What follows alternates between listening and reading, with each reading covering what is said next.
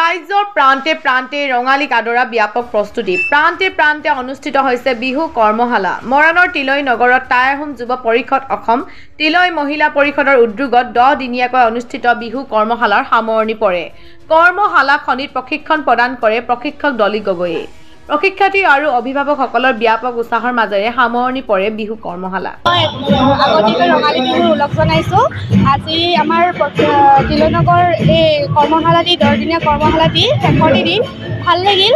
আৰু শিক্ষাৰ্থী আপোনাৰ আছিলে 18গৰাকীমান আছিলে ভালেই লাগিল ভালেই লাগিছে আৰু যাতে এনেকৈ আগবঢ়াই নিব পাৰোঁ আমি যিখিনি পাৰিছোঁ আমাৰ ফালৰ পৰা চেষ্টা কৰিছোঁ টাই আহোম যুৱ পৰিষদ অসম টাইপৰ তিলৈ মহিলা পৰিষদৰ উদ্যোগত আজি 10 দিনীয়া বিহু কৰ্মশালা সামৰণি হৈছে ইতিমধ্যে এয়া কৰ্মশালা চলি আছে আমাৰ ক'ব গ'লেতো 20গৰাকীয়ে আছে